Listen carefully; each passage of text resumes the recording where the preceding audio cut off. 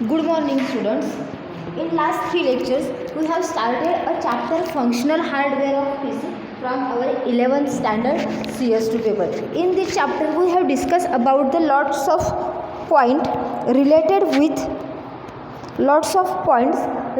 with memory management, CPU properties. Today, we are going to discuss about the some types of memories, that is other types of memory. In last lecture we have discussed about the semiconductor types of memories, for example RAM, ROM, EPRAM, E-square, PROM.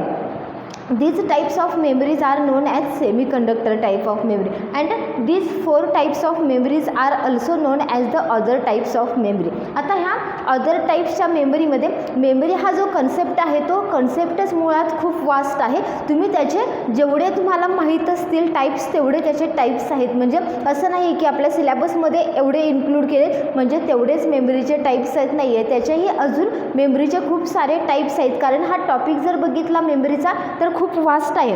आता याच्यामध्ये आपल्याला types of memory जे study करायचे आहेत ते 4 types आहेत. एक आहे कन्व्हेन्शनल मेमरी, सेकंड आहे एक्सपांडेड मेमरी, थर्ड आहे एक्सटेंडेड मेमरी आणि फिजिकल व्हर्सेस लॉजिकल मेमरी. आता हे मेमरीचे जे टाईप्स आहेत हे कशावरती मेनली डिपेंड आहेत, तर तुम्ही जी मेमरी तुम्हाला प्रोव्हाइड केलेलं आहे त्याचं युटिलायझेशन कसं करता त्याच्यावरती हे मेमरीचे टाईप्स आहेत. सेमीकंडक्टर मेमरीच्या टाईप्समध्ये आपण काय स्टडी केलं तर त्याच्यामध्ये जे मेमरीचे टाईप्स होते ते कशावरती डिपेंड होते, तर तुम्ही रीड आणि राईट जे ऑपरेशन्स परफॉर्म करता त्याच्यावरती ते टाईप्स डिपेंड आहेत. आणि हे जे 4 टाईप्स आहेत हे कशावरती डिपेंड आहेत, तर तुम्हाला दिली गेलेली मेमरी जी आहे त्याचं तुम्ही युटिलायझेशन कसं करता त्याच्यावरती हे 4 टाईप्स डिपेंड आहेत. आता यातला पहिला टाईप काय आहे तर कन्व्हेन्शियल मेमरी.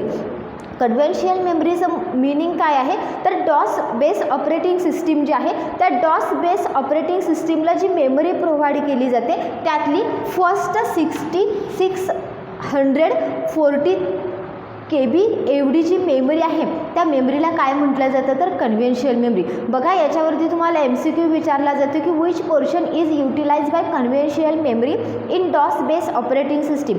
डॉस बेस ऑपरेटिंग सिस्टीममधली जी मेमरी आहे त्यातला फर्स्ट 640 KB एवढा पोर्शन हा कशासाठी रिझर्व केला जातो तर कन्व्हेन्शियल मेमरीसाठी रिझर्व केला जातो. मग याच्यामध्ये कोणते प्रोग्राम्स येतात तर डॉस बेस्ड प्रोग्राम्स जे आहेत की जे डॉस ऑपरेटिंग सिस्टीमचे जे इनपुट आउटचे प्रोग्राम्स असतील किंवा डॉस बेस ऑपरेटिंग सिस्टीमचे जे काही प्रोग्राम्स असतील ते प्रोग्राम्स काय केले जातात या कन्व्हेन्शियल मेमरीमध्ये इन्स्टॉल केले जातात.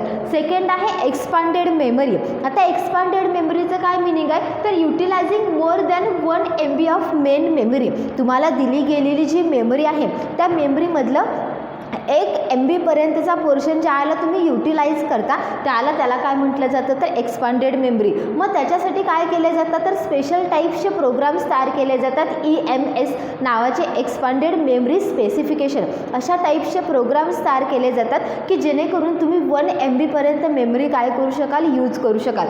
थर्ड टाईपची मेमरी आहे एक्सटेंडेड मेमरी. आता एक्सटेंडेड मेमरी म्हणजे काय तर तुम्हाला दिलेली जी काही मेमरीची लिमिट आहे त्या मेमरीच्या लिमिटच्या बाहेर जाऊन ज्याला तुम्ही मेमरी ॲक्सेस करायचा प्रयत्न करता त्याला काय म्हटलं जातं एक्सटेंडेड मेमरी. मग इचं मिनिंग काय यूज मेमरी बियॉन्ड 1 MB. आपल्याला दिली गेलेली मेमरीची लिमिट किती आहे 1 MB. त्या मेमरीच्या लिमिटच्या बाहेर जाऊन ज्याला तुम्ही मेमरी ॲक्सेस करण्याचा ट्राय करता किंवा मेमरी यूज करायचा प्रयत्न करता त्याच्यासाठी स्पेशल रॅमचा यूज केला जातो. म्हणजे फॉर एक्झाम्पल जर तुमच्या कम्प्युटरला दिली गेलेली मेमरी ही कमी असेल तर तुम्ही काय करता रॅमची कपॅसिटी वाढवता. म्हणजेच रॅम काय केली जाते तर तिथं एक्सटेंड केली जाते. एक्सपांड आणि एक्सटेंड याच्यामध्ये एक बेसिक डिफरन्स आहे की एक्सपांड म्हणजे काय तर तुम्हाला दिलेली एक लिमिट आहे आणि त्या लिमिटमध्ये ज्याला तुम्ही ग्रोथ करता त्याला काय म्हटलं जातं तर एक्सपांड म्हटलं जातं. आणि एक्सटेंड म्हणजे काय तर तुम्हाला दिलेल्या लिमिटच्या बाहेर जाऊन ज्याला तुम्हाला ग्रोथ करायची असते त्याला तुम्हाला काय करावी लागते त्याची कपॅसिटी वाढवावी लागते आणि त्याला काय म्हटलं जातं तर एक्सटेंडेड मेमरी म्हटलं जातं.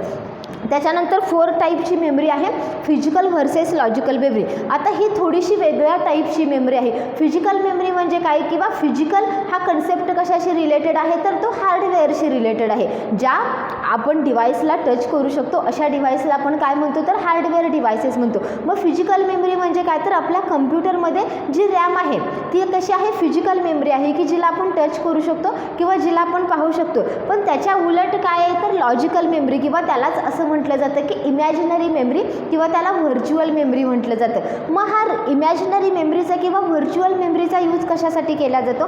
आत्ता जे आपण ऑपरेटिंग सिस्टीम वापरतो की ज्या विंडोज बेस ऑपरेटिंग सिस्टीम आहेत किंवा युनिक्स असेल किंवा लिनक्स ऑपरेटिंग सिस्टीम असेल, अशा ऑपरेटिंग सिस्टीममध्ये ही लॉजिकल मेमरीचा यूज केला जातो. आता लॉजिकल मेमरीचा यूज कसा केला जातो? ज्याला तुम्ही कम्प्युटरला एखादी इन्स्ट्रक्शन परफॉर्म करायला देता, त्याला ती इन्स्ट्रक्शन परफॉर्म करत असताना त्याच्यासोबत इन्स्ट्रक्शन आणि डाटा हे दोन्ही काय केलं जातं? प्रोव्हाइड केलं जातं. पण ज्याला ती इन्स्ट्रक्शन मेमरीमध्ये पोचते त्याला ती डायरेक्टली रॅमवरती जात नाही किंवा डायरेक्टली त्याचा डेटा रॅमवरती स्टोअर केला जात नाही, तर तो काय केला जातो? टेम्पररी एका स्टोरेज डिव्हाइसवरती सेव्ह केला जातो आणि ते स्टोरेज डिव्हाइस म्हणजेच काय आहे तर लॉजिकल मेमरी. बघा, लॉजिकल मेमरी हा कन्सेप्ट कसा आहे तर ती इमॅजिनरी टाईपची मेमरी आहे. ज्या वेळेला तुम्ही कम्प्युटरला एखादी इन्स्ट्रक्शन देता त्याला ती इन्स्ट्रक्शन डायरेक्टली रॅममध्ये फीड होत नाही, तर रॅमच्या अलीकडे जो काही स्पेस अवेलेबल करून दिलेला आहे तो स्पेस कशाचा असतो? तर या लॉजिकल मेमरीचा किंवा व्हर्च्युअल मेमरीचा असतो आणि त्याच्यावरती काय केला जातो? तो डेटा सेव्ह केला जातो. हे कशासाठी केलं जातं? कारण तुमची रॅम जर फुल झाली तर रॅम फुल झाल्यानंतर तात्पुरत्या काळापुरता तरी डेटा कुठंतरी स्टोअर झाला पाहिजे, तरच तो काय करणार आहे? पुढे जाणार आहे. ज्याला तुमच्या कम्प्युटरची मेमरी फुल होईल त्याला तुम्हाला मेसेज दिला जाईल की त्याच्यातले काही पार्ट्स जे आहेत किंवा त्याच्यातली काही मेमरी तुम्ही रिलीज करा. पण जोपर्यंत तुम्ही ती मेमरी रिलीज करत नाही तोपर्यंत नवीन इन्स्ट्रक्शन जी आहे ती तात्पुरत्या काळापुरती काय केली जाते? ह्या व्हर्च्युअल मेमरीमध्ये स्टोअर केली जाते. मग जो काही तुम्ही प्रोग्रामला दिलेला जो काही ॲड्रेस आहे तो ॲड्रेस रिअल ॲड्रेसमध्ये कन्वर्ट करायचं काम कोण करत असते? Virtual memory. ज्याला तुम्ही इन्स्ट्रक्शन देता त्याला ती इन्स्ट्रक्शन व्हर्च्युअल मेमरीमध्ये सेव्ह केली जाते आणि त्याला जो ॲड्रेस असाइन केला जातो तो असतो इमॅजिनरी ॲड्रेस. आणि नंतर ज्याला ती ॲक्च्युली रॅममध्ये जाते त्याला काय केला जातो तर रिअल ॲड्रेस दिला जातो. मग याच्यामध्ये पेजिंग आणि सेगमेंटेशन या दोन कन्सेप्टसुद्धा आहेत की ज्या वेळेला मेमरी फुल होते किंवा मेमरीमध्ये जर जागा ऑक्युपाय करायची असेल तर त्याच्यासाठी काय केले जातात? ऑपरेटिंग सिस्टीममध्ये पेजेस तयार केले जातात आणि त्यानुसार काय केली जाते? मेमरी ही डिवाइड केली जाते. लक्षात आलं तुमच्या की 4 टाईप्स मेमरीचे काय आहेत? Conventional memory, expanded memory, extended memory आणि फिजिकल वर्सेस लॉजिकल मेमरी. याच्यावरती मोस्ट ऑफ क्वेश्चन्स आहे तो कुणावरती विचारला जातो तर फिजिकल वर्सेस लॉजिकल मेमरीचं मिनिंग विचारलं जातं. इथं फिजिकल मेमरी म्हणजे काय तर फिजिकल मेमरी ही कशाशी रिलेटेड आहे? एखाद्या हार्डवेअर कन्सेप्टशी रिलेटेड आहे. For example RAM. पण इमॅजिनरी मेमरी किंवा व्हर्च्युअल मेमरी ही कशी आहे? ॲज अ इमॅजिनरी टाईपची मेमरी आहे की जी आपल्याला दिसत नाही पण तिचं अस्तित्व आहे. मग अशा टाईपच्या मेमरीज कशासाठी यूज केल्या जातात तर ज्याला तुम्ही एखादी इन्स्ट्रक्शन देता त्याला ते डायरेक्टली रॅममध्ये जात नाही, तर ती काय केली जाते? रॅमच्या अलीकडे त्याला काय केला जातं? एक स्पेस अवेलेबल करून दिला जातो आणि त्याच्यामध्ये ती इन्स्ट्रक्शन थोड्या वेळापुरती स्टोअर केली जाते. त्या मेमरीला काय म्हटलं जातं तर लॉजिकल मेमरी. मग ह्या लॉजिकल मेमरीचं वर्किंग कसं आहे तर त्याच्यासाठी पेजेस आणि सेगमेंटेशन तयार केलं जातं. मोस्ट ऑफ केसमध्ये पेजेस तयार केले जातात आणि तुमचे जे काही रिअल ॲड्रेस आहे ते रिअल ॲड्रेस तयार केले जातात. लक्षात आलं तुमच्या की मेमरीचे टाईप्स कुठले कुठले आहेत. आता नेक्स्ट पॉईंट आपण स्टडी करूया या चॅप्टरमधला इंटरप्ट कन्सेप्ट.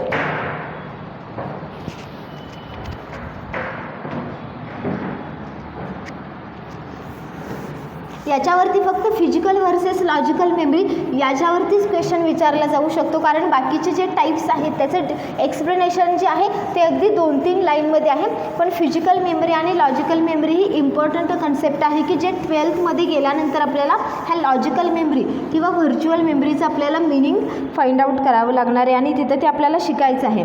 नेक्स्ट कन्सेप्ट आहे इंटरप्ट.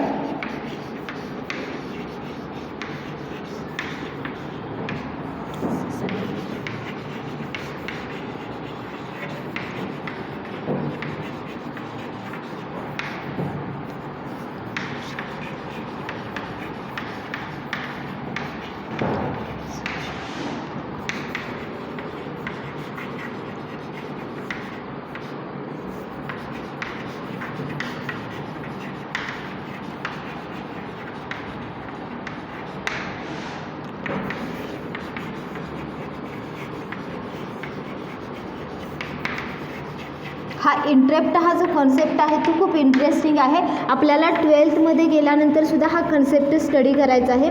त्याच्यासाठी याचं मिनिंग माहीत असणं तुम्हाला गरजेचं आहे.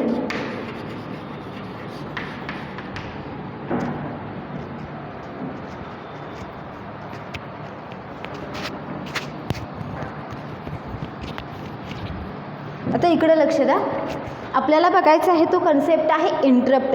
आता इंटरप्टची नॉर्मल डेफिनेशन काय बघा, किंवा अगदी साधी डेफिनेशन इथं मी सांगते की ज्या वेळेला मायक्रो प्रोसेसर असेल किंवा सी पी यू असेल, आपण काय म्हणतो की सी पी यू हा जो ब्लॉक आहे तुमच्या कम्प्युटरमधला तो सगळ्यात इम्पॉर्टंट ब्लॉक आहे. तुमच्या प्रोग्रामचं एक्झिक्युशन करण्यासाठी काय करत असतो तर सी पी यू हा सतत वर्क करत असतो.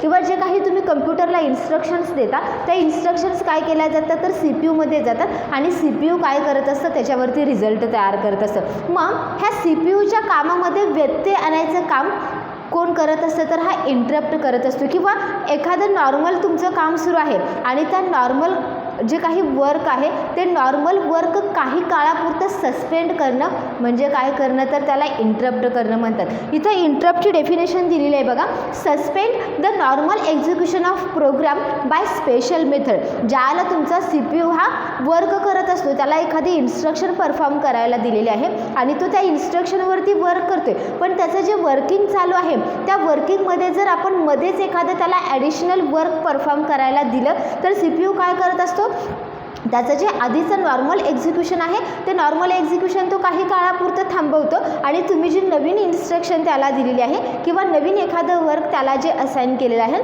त्याच्यावरती तो काय करत असतो, काम करत असतो. त्याला काय म्हटलं जातं तर इंटरप्ट. म्हणजे इंटरप्ट हा कन्सेप्ट अगदी इझी आहे. ज्याला एखादं किंवा आपण हे एखादं बघा की आपण एखादं ज्याला एखाद्या शॉपमध्ये जातो शॉपिंग करायला, त्याला तिथला जो शॉपकीपर आहे तो शॉपकीपर ऑलरेडी एखाद्या कस्टमरशी तो कॉन्टॅक्टमध्ये असतो किंवा त्याच्या ज्या काही ऑर्डर्स आहेत, रिक्वायरमेंट्स आहेत त्याच्यानुसार तो काम करत असतो. पण आपल्याला असं वाटतं की आपण ज्याला त्या शॉपमध्ये जाऊ त्याला त्याने पहिल्यांदा आपल्याकडे अटेन्शन दिलं पाहिजे किंवा आपली जी रिक्वायरमेंट आहे ती रिक्वायरमेंट त्याने फुलफिल केली पाहिजे. मग त्याला तो काय करत असतो, त्याचं जे अगोदरचं काम आहे तो अगोदरचं काम 2 मिनटं थांबवतो आणि तुम्हाला काय हवं आहे हे पहिल्यांदा तुम्हाला विचारलं जातं आणि त्यानुसार तो काय करत असतो तुम्हाला दाखवत असतो. मग इथं सुद्धा त्याचं जे नॉर्मल एक्झिक्युशनचं काम आहे किंवा नॉर्मल वर्क आहे तो नॉर्मल वर्क काय करतो थोड्या वेळापुरतं थांबवलं जातं. इथं सुद्धा नॉर्मल एक्झिक्युशन सी पी यूचं जे आहे ते सी पी यूचं नॉर्मल एक्झिक्युशन थोड्या काळापुरतं थांबवलं जातं आणि ते थांबवण्यासाठी जी मेथड कॉल केली जाते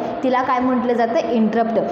मग इंटरप्ट जे आहेत ते 2 टाईप्सचे आहेत, एक आहे सॉफ्टवेअर इंटरप्ट आणि एक आहे हार्डवेअर इंटरप्ट. आता हार्डवेअर इंटरप्ट काय पहिल्यांदा आपण बघूया. हार्डवेअर इंटरप्ट म्हणजे काय तर ज्याला सी पी यूचं नॉर्मल एक्झिक्युशन सुरू आहे आणि ते नॉर्मल एक्झिक्युशन सस्पेंड करण्यासाठी ज्याला एखाद्या हार्डवेअर डिव्हाइसकडून सिग्नल दिला जातो त्याला काय म्हटलं जातं तर हार्डवेअर इंटरप्ट. फॉर एक्झाम्पल एखादं सॉफ्टवेअर मी इन्स्टॉलेशनसाठी लावलेलं आहे, पण त्या सॉफ्टवेअर इन्स्टॉलेशनसाठी लागणारा जो टाईम पिरियड आहे तो टाईम पिरियड जास्तीच आहे. म्हणजे फॉर एक्झाम्पल 30 मिनिट्स त्याच्यासाठी एक्झिक्युशनला लागणार आहेत किंवा ते सॉफ्टवेअर अपडेट करायला लागणार आहेत. पण त्या 30 मिनिटमध्ये आपण कीप क्वाईट बसतो का व शांत बसतो का नाही आहे. आपल्याला सवय असते की कीबोर्डचं एखादं बटन दाब, माऊसचं एखादं बटन प्रेस कर किंवा काही विंडो ओपन कर. मग अशा वेळेला काय केलं जातं तर सी पी यूचं नॉर्मल एक्झिक्युशन काय सुरू आहे तर तुमचं सॉफ्टवेअर अपडेट करणं हे त्याचं काम सुरू आहे. पण ते सॉफ्टवेअर अपडेट करत असताना ज्याला तुम्ही कीबोर्डचं एखादं बटन प्रेस करता त्याला ॲटोमॅटिकली सी पी यूकडं कीबोर्ड करून एखादा सिग्नल जातो किंवा मी माऊसचा यूज करून एखादी नवीन विंडो ओपन करते त्याला माऊस हा एक हार्डवेअर डिव्हाइस आहे आणि त्याच्याकडून सी पी यूला एक सिग्नल जातो. मग अशा वेळेला त्याचं अपडेटिंगचं काम तो बाजूला ठेवतो किंवा तो बॅकग्राऊंडला ठेवतो आणि तुम्ही ज्या रिक्वायरमेंट दिलेल्या आहे त्याच्यावरती तो वर्क करतो. म्हणजे इथं सी पी यूचं नॉर्मल एक्झिक्युशन जे आहे ते सस्पेंड करायचं काम कोण करतं तर हार्डवेअर करून केलं जातं. म्हणून त्याला काय म्हटलं जातं तर हार्डवेअर इंटरप्ट म्हटलं जातं. मग त्याच्यामध्ये हार्डवेअर इंटरप्टमध्ये 4-5 टाईपचे इंटरप्ट्स आहेत. ट्रॅप, RST 7.5, RST 6.5, RST 5.5 आणि इंट्रा. मग प्रत्येकाची प्रायोरिटी तिथं ठरलेली आहे. जर एखादा इंटरप्ट हा जास्त प्रायोरिटीचा असेल, हायर प्रायोरिटीचा असेल, अशा वेळेला त्या इंटरप्टचा जर सिग्नल मायक्रो प्रोसेसरला दिला तर तो त्याची सगळी कामं बाजूला ठेवते आणि त्याची प्रायोरिटी जास्त असल्यामुळं त्याने जी काही रिक्वायरमेंट केलेली आहे किंवा त्या सिग्नलकडून जे एक्सपेक्टेड आहे ते तो वर्क करून घेत असतो. आणि सेकंड टाईपचा इंटरप्ट जो आहे तो आहे सॉफ्टवेअर इंटरप्ट. आता सॉफ्टवेअर इंटरप्ट म्हणजे काय तर बऱ्याच वेळेला मायक्रो प्रोसेसरचं एक्झिक्युशनचं जे काम आहे ते एक्झिक्युशनचं काम सस्पेंड करायचं काम कोण करत असतं तर एखादं सॉफ्टवेअरच करत असतं. त्यावेळेला त्याला त्याला काय म्हटलं जातं तर सॉफ्टवेअर इंटरप्ट म्हटलं जातं. म्हणजे ॲक्च्युली इथं सॉफ्टवेअर इंटरप्टमध्ये मायक्रो प्रोसेसर स्वतःच त्याचं नॉर्मल एक्झिक्युशन थोड्या वेळापुरतं थांबवण्याचं काम करतं, त्याला काय म्हटलं जातं सॉफ्टवेअर इंटरप्ट. जोपर्यंत यूजरकडून एखादा सिग्नल येत नाही तोपर्यंत तो काय केला जातो त्याचं एक्झिक्युशन थांबवलं जातं आणि ज्या वेळेला यूजर एखादं त्याला सिग्नल देईल त्याला परत त्याचं एक्झिक्युशन सुरू होतं. फॉर एक्झाम्पल आपण ज्या वेळेला एखादा सॉफ्टवेअर अपलोड करतो किंवा सॉफ्टवेअर एखादा डाउनलोड करत असतो त्यावेळेला मध्ये तुम्हाला काय केला जातो तर एखादी इन्फॉर्मेशन मागितली जाते किंवा हे प्रेस करा, ओके प्रेस करा, कंटिन्यू प्रेस करा, असं तुम्हाला मॅसेजेस दिल्या जातात.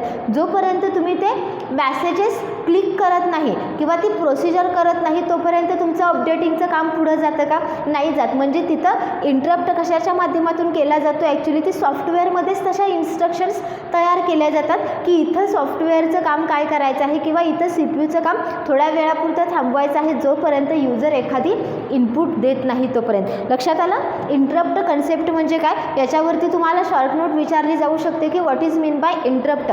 तर इंटरप्टची साधी डेफिनेशन काय तर suspend normal execution of program by a special method. CPUचं जे नॉर्मल एक्झिक्युशन सुरू आहे ते नॉर्मल एक्झिक्युशनमध्येच काय केलं जातं सस्पेंड केलं जातं किंवा त्याच्या कामामध्ये मध्येच व्यत्यय आणला जातो, त्याला काय म्हटलं जातं तर इंटरप्ट. मग हे इंटरप्ट कोणत्या दोन टाईपनं होऊ शकतं तर एक आहे हार्डवेअर इंटरप्ट आणि दुसरा आहे सॉफ्टवेअर इंटरप्ट.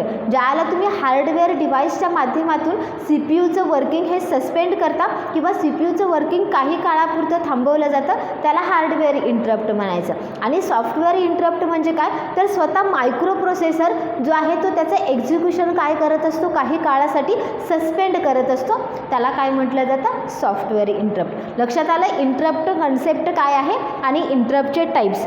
आता लास्ट पॉईंट या चॅप्टरमधला आपण बघूयात, तो आहे टाईप्स ऑफ बसेस.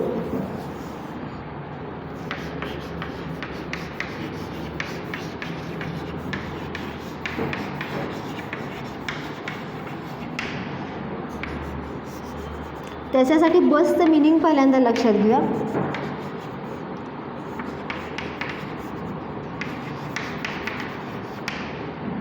पहिला आहे डेटा बस, दुसरा आहे ॲड्रेस बस, तिसरा आहे कंट्रोल बस, चौथा आहे USB बस, पाचवा आहे EISA बस. आता ह्या प्रत्येक बसचं मिनिंग आपण लक्षात घेऊया काय आहे ते.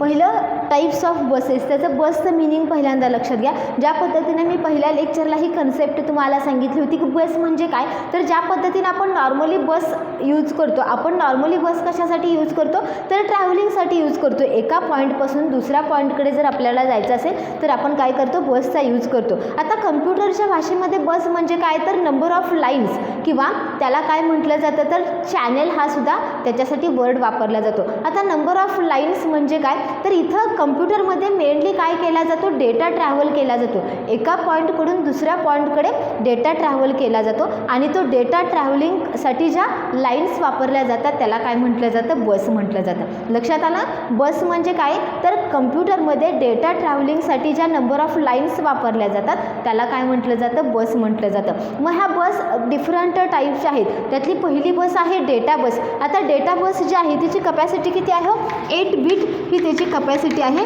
आणि ती आहे बाय डायरेक्शनल. सेकंड वन आहे ॲड्रेस बस जिची कपॅसिटी आहे 16 बीट जी आहे युनिडायरेक्शनल.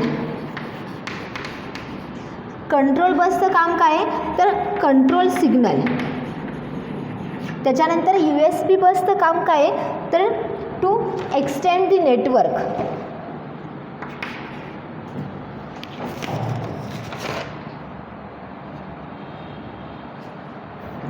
Connect and disconnect. आणि लास्ट जी आहे ती आहे EISA बस. त्याचं मिनिंग आहे इंडस्ट्री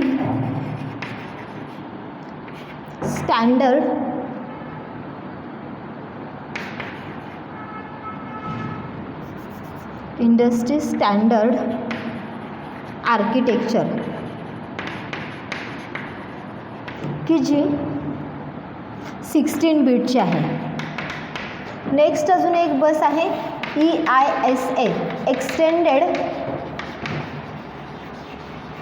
ISA, की ज्याची कपॅसिटी आहे 32 बीट. आता या प्रत्येकाचं मिनिंग आपण लक्षात घेऊया. अजून ही बसचे टाईप्स आहेत, पण नॉर्मली जे तुम्हाला मोस्टली यूज केले जातात ते बसचे हे 6 टाईप्स आहेत. आता पहिला बसचा टाईप कुठला आहे बघा, डेटा बस. डेटा बस म्हणजे काय, तर याच्या नावातच सांगितलेलं आहे. बसचं मिनिंग तुमच्या सगळ्यांच्या लक्षात आलं असेल की बस हा कन्सेप्ट कशासाठी यूज केला जातो, तर डेटा आणि ॲड्रेस कम्प्युटरमध्ये ट्रॅव्हलिंगसाठी काय केला जातो, बसचा यूज केला जातो. मग डेटा बसचं मिनिंग काय आहे, तर ज्यावेळेला डेटा हा एका पॉईंटकडून दुसऱ्या पॉईंटकडे ट्रॅव्हल करायचा असेल त्यावेळेला तो डेटा कोणत्या बसमार्फत पाठवला जातो, हा डेटा बसमार्फत पाठवला जातो. मग याची कपॅसिटी किती आहे, तर 8 bit lines at a time काय करू शकतात, डेटा कॅरी करू शकतात. आणि ही बस जी आहे ती कशी आहे, बाय डायरेक्शनल आहे. बाय डायरेक्शनल म्हणजे microprocessor to peripheral devices असंही ते डेटा ट्रान्सफर करते, आणि peripheral devices to microprocessor असंही ते डेटा ट्रान्सफर करते. म्हणजे दोन्ही साईडनं काय केलं जातं, इथं डेटा ट्रान्सफर केलं जातं, म्हणून तिला काय म्हटलेलं आहे, बाय डायरेक्शनल. सेकंड वन आहे ॲड्रेस बस. ॲड्रेस बसचं मिनिंग काय आहे, तर या बसचा यूज कशासाठी केला जातो, तर ॲड्रेस कॅरी करण्यासाठी यूज केला जातो, किंवा ॲड्रेस तुमची मेमरी कपॅसिटी जी आहे ती मेमरी कपॅसिटी ॲक्सेस करण्यासाठी काय केला जातो, या बसचा यूज केला जातो. पण तुम्ही याही पद्धतीनं लक्षात ठेवू शकता की ॲड्रेस बसचं मिनिंग काय आहे, तर या बसचा यूज करून तुम्ही ॲड्रेस जो आहे तो ॲड्रेस कॅरी करू शकता. म्हणजे फॉर एक्झाम्पल मायक्रो प्रोसेसरकडून डेटा सेंड करायचा आहे, मग तो कोणत्या ॲड्रेसवरती सेंड करायचा आहे, तर त्यासाठी काय केला जातो, ह्या ॲड्रेस बसचा यूज केला जातो. मग ही ॲड्रेस बस किती बीटची आहे, तर ती 16 बीटची आहे आणि ती युनिडायरेक्शनल आहे.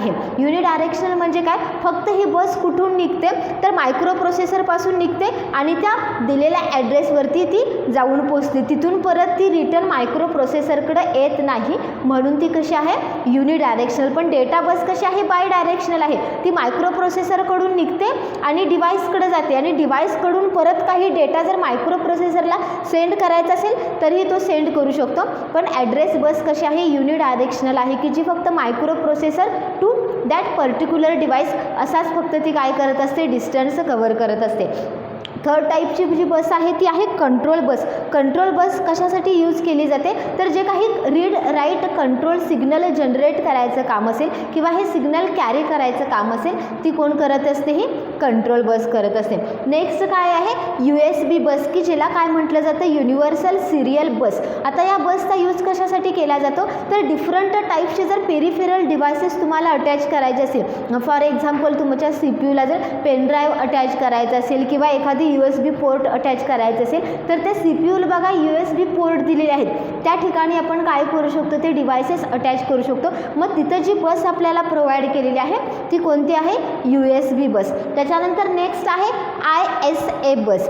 IAS बसचं मिनिंग काय, तर इंडस्ट्री स्टँडर्ड आर्किटेक्चर. ह्या बसची कपॅसिटी किती आहे, तर 16 बीट एवढी ह्या बसची कपॅसिटी आहे. नेक्स्ट आहे ISA बस, की ज्याला काय म्हटलं जातं, एक्सटेंडेड ISA बस, की ज्याच्यामध्ये याची कपॅसिटी काय करण्यात आलेली आहे, एक्सटेंड करण्यात आलेली आहे. ISA बसची जर कपॅसिटी पाहिली तर ती बसची कपॅसिटी किती आहे, 16 बीट. मग त्याच्यामध्ये अजून काही चेंजेस करून काय करण्यात आलेले तर आहे, एक्सटेंडेड ISA बस तयार करण्यात आलेली आहे, की ज्याची कपॅसिटी किती आहे, 32 बीट. अजून तुमच्या बुकमध्ये त्यांनी MCA बस ही दिलेली आहे, की जी मायक्रो चॅनेल बस म्हटलं जातं. त्याच्यानंतर PCI बस दिलेली आहे. डिफरंट टाईप्सच्या बसेस आपल्याकडे अवेलेबल आहेत, पण मेनली ज्या बसेस यूज केल्या जातात कम्प्युटरमध्ये डेटा ट्रॅव्हलिंगसाठी असेल, ॲड्रेस ट्रॅव्हलिंगसाठी असेल किंवा कंट्रोल सिग्नल जनरेट करण्यासाठी असेल, तर या टाईप्सच्या बसचा यूज केला जातो.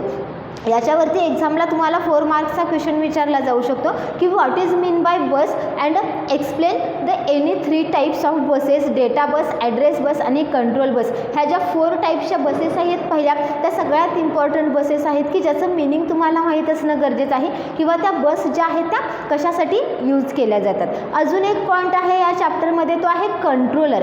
आता कंट्रोलर म्हणजे काय हो, तर कंट्रोल करायचं काम कुणाचं असतं, कंट्रोलरचं असतं. हे एक असं डिव्हाइस आहे की जे ज्याला तुम्ही कम्प्युटरला एखादा डेटा इनपुट करता किंवा कम्प्युटर आपल्याला एखादा डेटा आउटपुट करतं, त्याला प्रत्येक जे आपण डिव्हाइसेस वापरतो, कीबोर्ड असेल, माऊस असेल, त्याच्यानंतर स्क्रीन असेल, त्या डिव्हाइससोबत काय केला जातो, एक कंट्रोलर अटॅच केला जातो की जेणेकरून हे डेटा फ्लो जो आहे तो डेटा फ्लो कंट्रोल करायचं तो काम करत असतो. मग ज्यावेळेला तुम्ही एखादं नवीन हार्डवेअर डिव्हाइस अटॅच करता कम्प्युटरला, त्याला त्याच्यासोबत त्याचा कंट्रोलरही तुम्हाला काय करावं लागतं, परचेस करावं लागतो. बाय डिफॉल्ट जे कम्प्युटरमध्ये जे डिव्हाइसेस आहेत त्या डिव्हाइससोबत ॲटोमॅटिकली त्याचा कंट्रोलर जो आहे तो कंट्रोलर त्याच्यामध्ये ॲड केला जातो. पण ज्याला तुम्ही एखादं नवीन, सपोज एखादा प्रिंटर मला ॲड करायचा आहे, एखादा स्कॅनर ॲड करायचा आहे, त्याला त्या डिव्हाइससोबतच तुम्हाला काय करावं लागतो, त्याचा कंट्रोलरही तुम्हाला त्याला अटॅच करावा लागतो. तो कंट्रोलर जो आहे तो ॲटोमॅटिकली त्या डिव्हाइसच्या अंडरमध्ये प्लेस केलेला असतो.